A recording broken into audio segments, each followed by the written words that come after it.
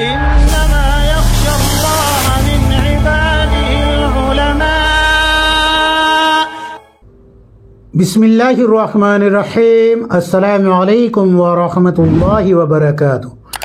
دوستو، امید ہے کہ آپ سب خیر و عافیت سے ہوگے. میرے عزیز ساتھیوں، آج آپ حضرات کی خدمت میں دو بڑے مشہور واقعے اور ان کے حقیقت پیش کر رہا ہوں. اس ویڈیو کو دھیان اور توجہ سے دیکھیں گے تو انشاءاللہ ساری باتیں آپ حضرات کو سمجھ میں آ جائیں گی. تو سب سے پہلا واقعہ سنیں. ایک دفعہ کا ذکر ہے کہ لوگوں نے حضرت بلال رضی اللہ عنہ کی لکنت کی شکایت کی تو آپ صلی اللہ علیہ وسلم نے حضرت بلال رضی اللہ عنہ کو اذان دینے سے منع کر دیا اور کسی دوسرے شخص نے صبح کی اذان دے دی. اس کے بعد بہت دیر ہو گئی، صبح ہی نہیں ہو رہی تھی. لوگوں نے آپ صلی اللہ علیہ وسلم سے یہ بات عرض کر دی. آپ صلی اللہ علیہ وسلم پریشان ہوئے. جبرائیل علیہ السلام وہی لے کر آئے کہ جب تک بلال رضی اللہ عنہ اذان نہیں دیں گے صبح نہیں ہوگی. حضرت بلال رضی اللہ عنہ نے اذان دی تو صبح ہو گئی. آپ صلی اللہ علیہ وسلم نے فرمایا اگر بلال اذان نہ دیتے تو صبح ہی نہ ہوتی. یہ کتنی مشہور روایت ہے کہ حضرت بلال رضی اللہ عنہ نے اذان نہیں دی تو صبح نہیں ہوئی. کیا ہے اس روایت کا حکم؟ یہ روایت بالکل من گھڑت ہے. کیوں؟ اس لیے کہ حضرت بلال رضی اللہ عنہ کی زبان میں لکنت تھی ہی نہیں. لکنت کہتے ہیں حقلے پن کو. لکنت تھی ہی نہیں. یہ حضرت بلال رضی اللہ عنہ کی طرف جھوٹ منسوب کیا گیا ہے کہ آپ کی زبان میں لکنت تھی. تو ظاہر سی بات ہے جب لکنت نہیں ہے تو پھر یہ واقعہ خود بخود جھوٹا ہو جاتا ہے. یہ میرے ہاتھ میں کتاب ہے غیر معتبر روایات کا فنی جائزہ، جلد نمبر 2 ہے. اس کا صفحہ نمبر آپ جب کھول کے دیکھیں گے 436 صفحہ نمبر جب کھول کے دیکھیں گے آپ، اسی طریقے سے 437 437 کھول کے دیکھیں گے تو یہاں پر بالکل صاف لفظوں میں لکھا ہے کہ حضرت بلال رضی اللہ عنہ کی زبان میں لکنت نہیں تھی. لہذا جب لکنت نہیں تھی تو حضرت بلال رضی اللہ عنہ کی طرف یہ جھوٹ منسوب کیا گیا ہے. ساتھ ساتھ رسول اللہ صلی اللہ علیہ وسلم پر بھی جھوٹ بولا گیا ہے. دوسرا واقعہ بھی سن لیجئے، بہت مشہور ہے.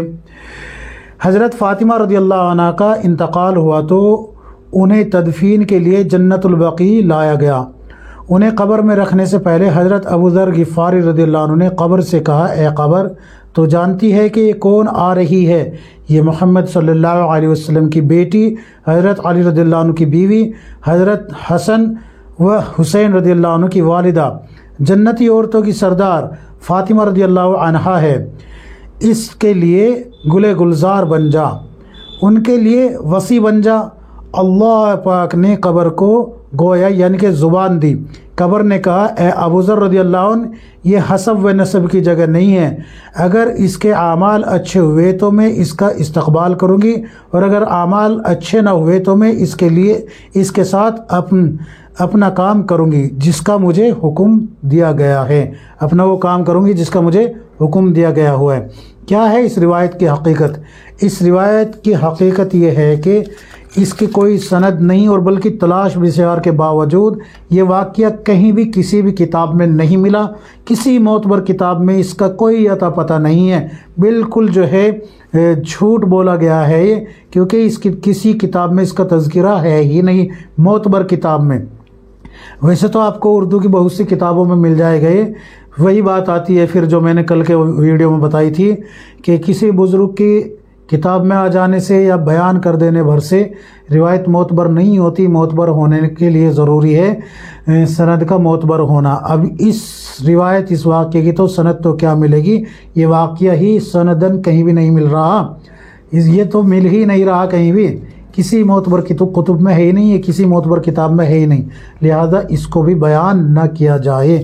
امید ہے کہ بات کو سمجھیں گے، بیان کرنے سے خود بھی رکیں گے، لوگوں کو بھی روکیں گے. اللہ تبارک و تعالی مجھے بھی آپ کو ہم سب کو کتاب و سنت کے مطابق زندگی گزارنے کی توفیق عطا فرمائے. آمین یا رب العالمین.